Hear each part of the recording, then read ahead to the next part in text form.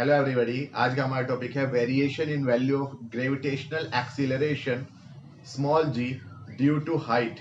अपने पिछले लेक्चर में हमने रिलेशनशिप देखी थी between small G and capital G, तो उस लेक्चर को भी आप जरूर देख लें।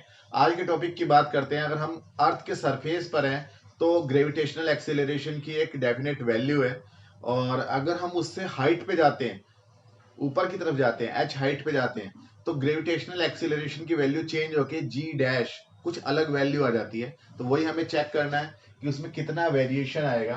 तो सपोज ये हमारी अर्थ है, और अर्थ का जो मास है वो कैपिटल एम है, और अर्थ की जो रेडियस है वो कितनी है, कैपिटल आर है।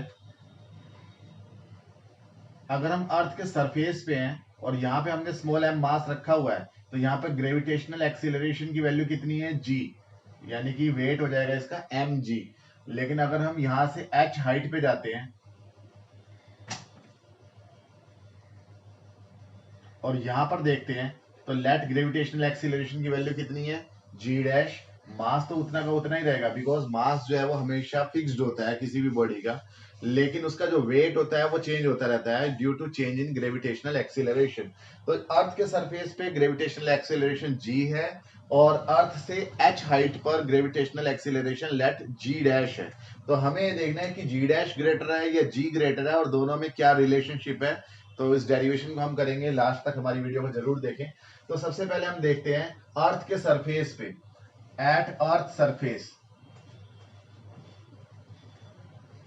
अर्थ के सरफेस पे आप ये देखो कि जितना इसका वेट है बॉडी का, एम मास का, उतना ही क्या है, उसके ऊपर ग्रेविटेशनल फोर्स लगा रही है अर्थ, यानी कि M G is equal to gravitational force by earth. और ग्रेविटेशनल फोर्स का फॉर्मूला होता है G M one M two upon R square. M one की जगह पे mass of earth, M two के प्लेस पे मास ऑफ ऑब्जेक्ट, और अर्थ के सेंटर से लेकर यहां तक की डिस्टेंस का स्क्वायर, यानी आर का square. This is equation number 1। At H height, अगर हम एच हाइट पे चले जाते हैं तो हमारे पास में फॉर्मूला हो जाता है M G dash is equal to capital G M small M upon earth के सेंटर से लेकर यहां तक की डिस्टेंस का square, that means R plus H का whole square. This is equation number 2। R plus H इसलिए है कि यहां से लेकर यहां तक की डिस्टेंस आर, ऊपर की एच, तो टोटल डिस्टेंस कितनी हो गई, आर प्लस एच। अगर हम इक्वेशन नंबर 2 में डिवाइड कर दें 1 से, तो एम से एम कैंसिल हो जाएगा, जी डैश के अपॉन में क्या आ जाएगा, जी आ जाएगा, और इज इक्वल टू ये जो जी एम एम है इससे जी एम एम कैंसिल हो जाएगा, 1 अपॉन आर प्लस एच का होल स्क्वायर, तो यहां से बचेगा, divided by 1 upon R square, यहां से बचेगा, तो आर स्क्वायर घूम के ऊपर चला जाएगा, तो ये आ जाएगा R square divided by R plus H का होल स्क्वायर। तो g dash upon g is equal to, इसे हम पूरे का होल स्क्वायर लिख सकते हैं, R upon R plus H का होल स्क्वायर। हम इसके न्यूमिनेटर और डिनोमिनेटर दोनों में आर से डिवाइड करेंगे, राइट हैंड साइड में स्क्वायर के अंदर हम आर से डिवाइड करेंगे, यहां पर भी और यहां पर भी और यहां पर भी, क्योंकि अगर हम सेम क्वांटिटी से डिवाइड करते हैं तो कोई फर्क नहीं पड़ता है, तो ये वैसे के वैसे ही माना जा सकता है। आर से आर कैंसिल हो जाएगा, यहाँ पे आ जाएगा आपके पास में जी डैश इज इक्वल टू, जी इधर डिवाइड में, इधर मल्टीप्लाई में आएगा, जी 1, भाई आर से आर कैंसिल हो गया, कितना आ गया 1, 1 की मल्टीप्लाई करेंगे तो जी में 1 ही आएगा, अपॉन नीचे बचा यहाँ 1 प्लस एच अपॉन आर का होल स्क्वायर। तो this is relationship between small g dash and g. आप ये देखो कि यहाँ पर डिनोमिनेटर में एच अपॉन आर का होल स्क्वायर जो है, मतलब होल स्क्वायर में एच अपॉन आर एक एक्स्ट्रा टर्म आ रहा है। अगर यहाँ सिर्फ 1 ही होता तो g dash is equal to g हो जाता, लेकिन यहाँ डिनोमिनेटर 1 से ग्रेटर है, इसलिए जी डैश जो है वो जी से लेस है। यानी कि अगर हम अर्थ के सरफेस से एच हाइट पे जाते हैं तो वैल्यू ऑफ जी डिक्रीज करती है। इसी तरह से अगर हम देखें कि यहाँ पे जो होल स्क्वायर वाला टर्म है इसे ऊपर ले जाएं, तो थोड़ा सा एक डिफरेंट फॉर्मूला डेरिव हो सकता है, जी डैश इज इक्वल टू जी, यहाँ नीचे स्क्वायर है, ऊपर जाके क्या हो जाएगा 1 प्लस एच अपॉन आर की पावर -2। तो -2 पावर को हम आगे उतार लेंगे और बाइनोमियल थ्योरम का यूज करेंगे। बाइनोमियल थ्योरम क्या होती है, अगर आपको नहीं पता तो मैं यहाँ लिख देता हूँ, बाइनोमियल थ्योरम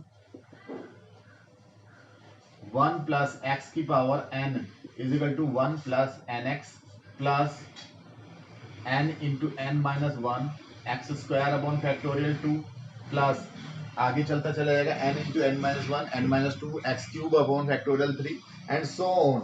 लेकिन इसके अंदर जो एक्स स्क्वायर वाले और एक्स क्यूब वाले या उससे ज्यादा पावर वाले टर्म्स हैं उसे हम नेग्लिजिबल मान रहे हैं, बिकॉज यहाँ पे h अपॉन r की वैल्यू बहुत ही छोटी है, वेरी स्मॉल क्वांटिटी है। और h upon r very small quantity, इसका मतलब इसके जो पावर 2 है या 3 है वो और भी ज्यादा स्मॉल होंगी, तो उन्हें हम नेग्लिजिबल मान के उन्हें छोड़ देंगे। तो हम सिर्फ इतना यूज करेंगे 1 plus N x, 1 plus x की power n is equal to 1 plus N x, यानी कि इसकी power -2 is equal to 1 plus -2 into h upon R. तो -2 आगे आ जाएगा, तो g dash is equal to g 1 minus ये -2 आगे आ गया h अपॉन आर। तो ये बाइनोमियल थ्योरम का यूज करके हमने इसे एक्सपेंड कर दिया और हाई ऑर्डर टर्म्स को हमने छोड़ दिया, स्क्वायर वाले टर्म्स को छोड़ दिया, because they are very small, बहुत ही नेग्लिजिबल है। तो ये g डैश जो है वो g के ऊपर डिपेंड कर रहा है ड्यू टू हाइट, और इसमें से 2h upon are term less हो रहा है, तो इसका मतलब g डैश जो है वो g से लेस है, यानी कि as we go up from surface of earth then value of gravitational acceleration decreases. इसी वजह से अगर हम देखें कि अर्थ के सरफेस पे किसी बॉडी का मास जो है वो सबसे ज्यादा होता है, लेकिन अगर हम ऊंचाई पे चले जाएं तो वहां पर जैसे कि और ज्यादा माउंटेन पे चले गए या और ज्यादा कहीं स्पेस में एयरक्राफ्ट में कहीं ऊपर चले गए, तो वहां पर जी की वैल्यू डिक्रीज हो जाती है, ग्रेविटेशनल एक्सीलरेशन डिक्रीज हो जाता है, तो वहां पर वेट भी डिक्रीज हो जाता है, because weight is equal to क्या होता है जी डिक्रीज होने से वेट भी डिक्रीज हो जाता है। साथ ही अगर कोई पेंडुलम वाली घड़ी है, उसका हम टाइम पीरियड देख रहे हैं पेंडुलम का, तो पेंडुलम का जो टाइम पीरियड होता है वो फॉर्मूला आता है t is equal to 2 pi under root l upon g. तो यहाँ g की वैल्यू डिक्रीज करने से टाइम पीरियड इंक्रीज हो जाता है और वो जो घड़ी है वो सुस्त हो जाती है, वो टाइम जो है वो धीरे धीरे उसमें बीतता है। उम्मीद है कि आपको समझ में आया होगा। मिलते हैं अपनी नेक्स्ट वीडियो में, तब तक के लिए थैंक यू।